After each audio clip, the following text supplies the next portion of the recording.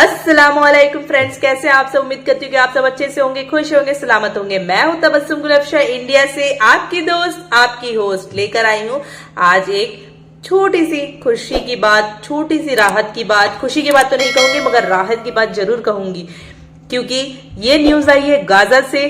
क्योंकि लोगों को, गाजा के लोगों के लिए बहुत ज्यादा फिक्र था, बहुत सारे टेंशन थे कि गाजा के मुसलमान कैसे कर रहे होंगे, गाजा के लोग कैसे रह रहे होंगे, गाजा में क्या चल रहा होगा। तो उन सारे लोगों के लिए एक छोटी सी खुशी की बात है जो आप इस वीडियो के थ्रू देखेंगे। अगर आप इस चैनल पे न्यू है तो प्लीज सब्सक्राइब करना बिल्कुल भी ना भूलें और इस वीडियो को एंड तक जरूर देखें ताकि आपको पता चले कि और क्या क्या इस दुनिया में चल रहा है। तो फ्रेंड्स, इस वीडियो पर बने रहें। अगर आप इस चैनल पर न्यू है तो नोटिफिकेशन बेल जरूर ऑन कर लें ताकि मेरे सारे लेटेस्ट वीडियोस आप तक मिलते रहें। और फ्रेंड्स, अगर आप मुझे हेल्प करना चाहते हैं ताकि मैं शिक्षा के क्षेत्र में एक अच्छा काम कर सकूं, एक नेक काम कर सकूं, क्योंकि मुझे आपकी मदद की जरूरत है, इसीलिए मैं आपसे मदद मांग रही हूं। अगर आप चाहते हैं कि मैं ये काम आगे बढ़कर मतलब जल्द से जल्द एक काम में करूं तो प्लीज मुझे इस पे स्कैन करके आप जो भी डोनेट करना चाहते हो, चाहे वो एक पर्सन अगर 10 रुपए भी दे दे तो मेरे लिए बहुत बड़ी बात है। तो प्लीज इसमें आप डोनेट जरूर जरूर जरूर करें ताकि मुझे हेल्प मिल सके और मेरा जो शिक्षा के क्षेत्र में काम करने का जो सपना है वो पूरा हो सके। तो फ्रेंड्स, मिलते हैं इस वीडियो के बाद, उसके बाद अपनी गुफ्तगू जारी रखते हैं।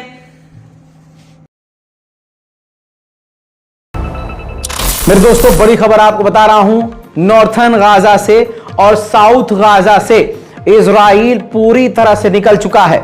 जी हां मेरे दोस्तों, इजराइल की सेना ने नॉर्थ गाजा और साउथ गाजा को खाली कर दिया है पूरी तरह से। इजराइल ने इसकी जानकारी खुद दी है और सबूत मैं खुद भी आपको दिखा रहा हूं। रिपोर्ट आपने देख ली। अब ये तस्वीर देखिए मेरे दोस्तों, ये तस्वीरें उन जगह की है जिन जगह से इजराइल के सैनिक वापस पीछे हटे हैं, यानी साउथ गाजा और नॉर्थ गाजा से जब निकल गए हैं तो गाजा के उस इलाके में रहने वाले लोग वापस उस इलाके में आए हैं।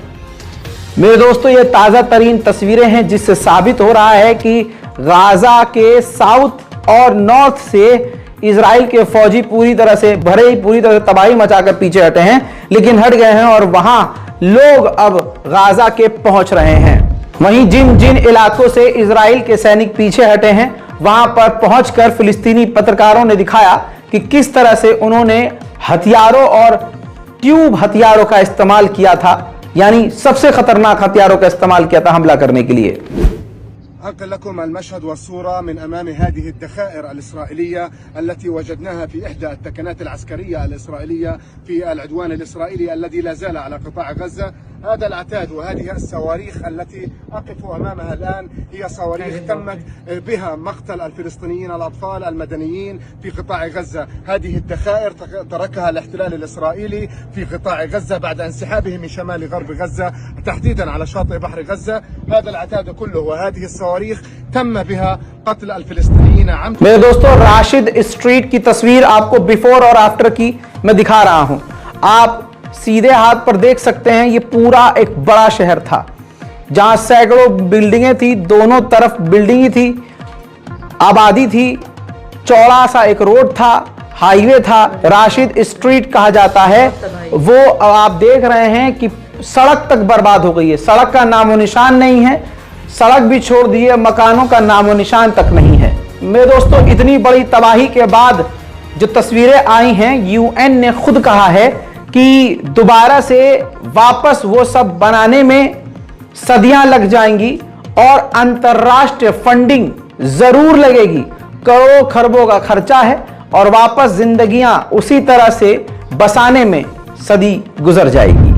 अब मैं आपको एक जनरल रिपोर्ट दे रहा हूं। इस जंग से पहले पूरे गाजा के तमाम अस्पतालों के टोटल बेड 3500 थे, 3500, और आज आप जानते हैं कि सैकड़ों अस्पताल और मेडिकल सेंटर बर्बाद हो चुके हैं, गिने चुने अस्पताल चल रहे हैं और घायलों की संख्या 65,000 से 70,000 है। तो आप समझ सकते हैं कि बिना बेड के कितने मरीज इस वक्त सड़क पर पड़े हुए होंगे। उधर अमेरिका की सरकार के द्वारा सफाई दी गई है कि हम इजराइल को हथियार देने में डिले नहीं कर रहे हैं। जो भी ये खबर उड़ाई गई है, ये सरासर गलत है। हम इजराइल को लगातार सही समय पर हथियार दे रहे हैं।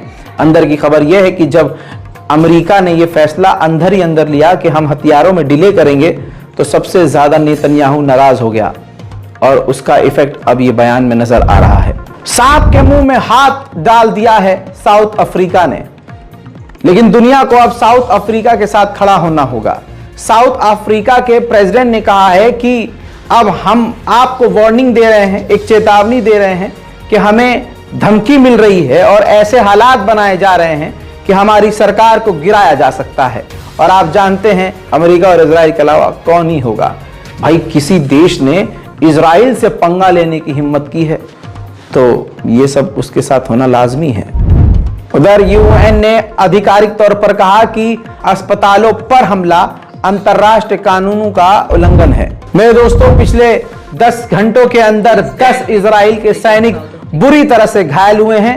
कहा जा रहा है कि इस पूरी जंग में 500 से ज्यादा इजराइल के सैनिक मारे गए हैं और लगभग 3000 से ज्यादा इजराइल के सैनिक बुरी तरह से घायल हुए हैं।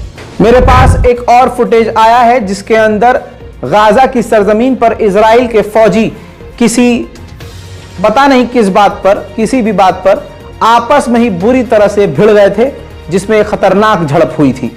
तस्वीरें आपके सामने।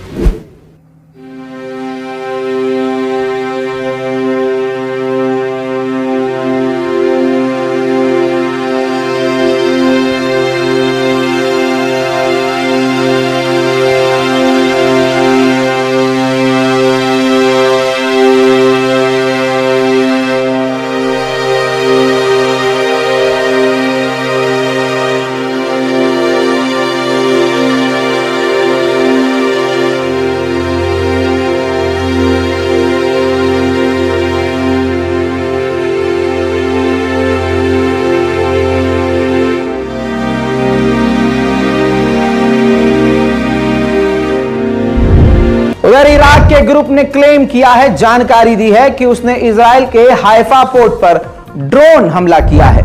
उधर इजराइल के डिफेंस मिनिस्टर ने जानकारी दी है कि हमने अब तक 10,000 हमास के लड़ाकों को कत्ल कर दिया है और 10,000 से ज्यादा ही हमास के लड़ाके बुरी तरह से घायल हैं। वहीं कनाडा को धमकी दी है मुस्लिम संगठनों ने।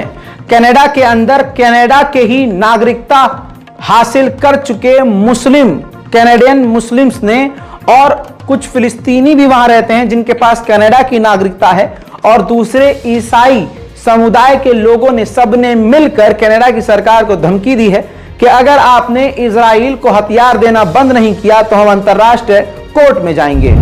उधर मेरे दोस्तों, आतंक का चेहरा जैसे तैसे अब तो दुनिया को दिख ही गया है। जर्मनी में मौजूद इस यहूदी महिला को ध्यान से देख लीजिए दोस्तों। यहूदी महिला हाथ में पोस्टर ली हुई है और इतनी अंग्रेजी तो आपको आती होगी कि पोस्टर पर लिखा क्या है। इसने इजराइल को सपोर्ट करते हुए लिखा है किल देम ऑल, यानी गाजा के तमाम, फिलिस्तीन के तमाम लोगों को कत्ल कर दिया जाए। इजरायली महिला आतंकवादी संगठन की सरगना जो सेटलर्स की हेड है, उसने मीडिया के सामने कहा कि अरब देशों को अगर फिलिस्तीनियों और गाजा के लोगों पर ज्यादा तरस आ रहा है तो उनको अपने देश में पनाह दे दे, गाजा से निकाल ले। देखिए, I want them out of Gaza and we'll use different methods.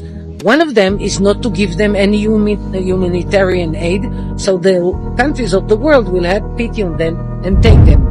उधर मेरे दोस्तों, सुबह की रिपोर्ट में हमने आपको बताया कि ईरान ने सीरिया से अपने डिप्लोमेट और सीनियर अधिकारियों को निकाल लिया है।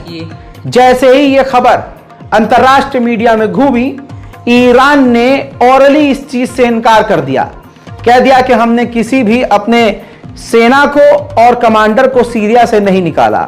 हालांकि ग्राउंड हकीकत यही है, जो हमारे सीरिया में कांटेक्ट है वो ये कहते हैं कि ईरान ने कई ईरानियों को, सीनियर अधिकारियों को सीरिया से वापस बुला लिया है। हिंदू संगठन के द्वारा और खासकर बीजेपी के द्वारा कहा गया कि सीएए लागू करके हम विदेशी हिंदुओं तो अपने देश में लेके आएंगे, लेकिन मोदी जी ने यह नहीं बताया कि उनको नौकरी करने के लिए वापस विदेश ही भेजेंगे। तो सवाल यह है कि भाई लाओगे क्यों? आण भक्तों की जिंदगी का एक झलक ये देखिए। भारत की राजधानी दिल्ली में इजराइल की एम्बेसी के बाहर हजारों की तादाद में झोला लेकर ये हिंदू समुदाय के भारतीय लोग बैठे हुए हैं इजराइल जाने के लिए। इन बेचारों को मजदूरी तक भारत में नसीब नहीं हो रही है। कोई पेंटर है, कोई इलेक्ट्रीशियन है, कोई सफाई करने वाला है, कोई मिस्त्री है, कोई मजदूर, मतलब जो बिल्कुल जाहिल तबका है जो हमारे यहां मजदूरी और मिस्त्री का काम करते हैं, उनको मजदूरी और मिस्त्री तक का काम भारत में नसीब नहीं हो रहा है। बेचारे मिस्त्री भी बनेंगे तो इजराइल में जाकर मिस्त्री का काम करेंगे। तो ये बेरोजगारों की भीड़ आज बता रही है भारत में क्या ही विकास हुआ है। वहीं नेतन्याहू की सरकार की बुनियाद इस वक्त चिरमिरा चुकी है, क्योंकि आज भी इजराइल की राजधानी तेल अवीव में कैदियों की अदला बदली के लिए यहूदी चीख चीख कर आवाज उठा रहे हैं।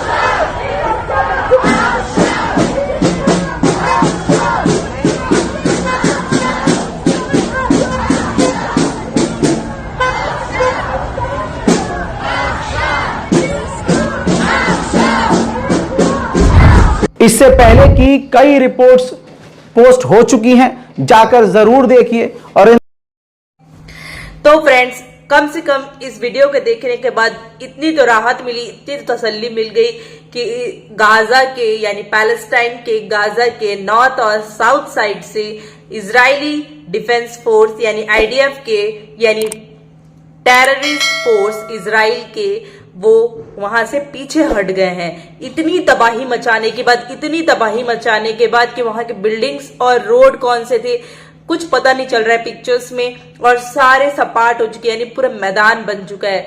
तो इतना तबाही मचाने के बाद जो इजराइल के फोर्स है वो पीछे हट गए हैं, तो अब क्या मतलब। खैर, मगर इससे एक बात तो प्रूफ होता है कि मुसलमान जो है पैलेस्टाइन के गाजा के जो मुसलमान है वो ईमान के पक्के हैं, लड़ जाएंगे, मर जाएंगे यानी शहीद हो जाएंगे, मगर इजराइलियों के सामने, यहूदियों के सामने झुकेंगे नहीं है। दुनिया में किसी के सामने झुकेंगे नहीं अपने रब के अलावा। ये इस चीज का प्रूफ है।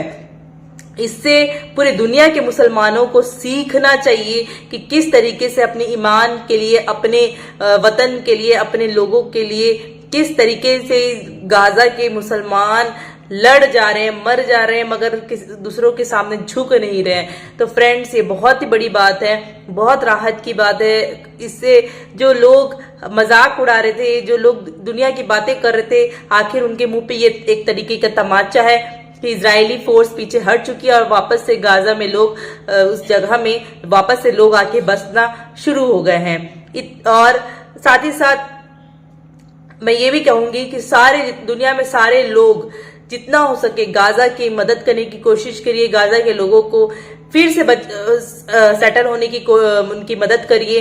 उनको बहुत सारे फंडिंग्स की जरूरत है, बहुत सारे मदद की जरूरत है।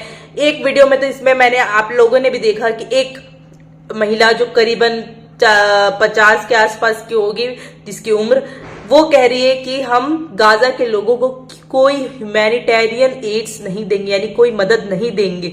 सोचिए, जिस महिला की आधी उम्र निकल चुकी है, वो महिला इतनी गंदी सोच रखती होगी, तो सोच लीजिए कि बाकियों का क्या हाल होगा। तो ये इजराइल में एक्चुअली लोगों के दिलो दिमाग में बिठाया जाता है कि आप ऐसा ट्रीट करिए मुस्लिम्स को, ऐसा मुस्लिम्स ऐसे हैं, मुस्लिम्स वैसे हैं। तो ये उनके दिलो दिमाग में जो इस्लामोफोबिया नाम की चीजें वो बिठाई जाती, जिससे उनके जब वो जुबान से बोलते हैं तो जहर ही उगलते हैं।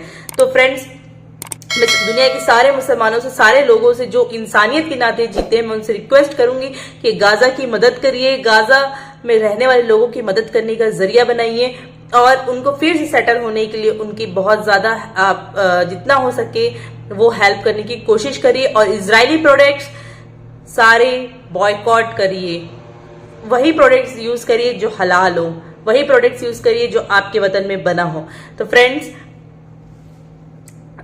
उम्मीद करते हो कि आपको आज का वीडियो पसंद आया हो और मिलते हैं अपने अगले वीडियो के साथ। अगर आप इस चैनल पे नहीं हो तो प्लीज सब्सक्राइब कर ले जाने से पहले और बेल आइकन नोटिफिकेशन बेल को जरूर प्रेस कर ले ताकि मेरे सारे लेटेस्ट वीडियोस आपको मिलते रहें। मिलते हैं अगले वीडियो के साथ, तब तक के लिए खुश रहिए, खुशियां बांटिए और शेयर जरूर जरूर जरूर करिए।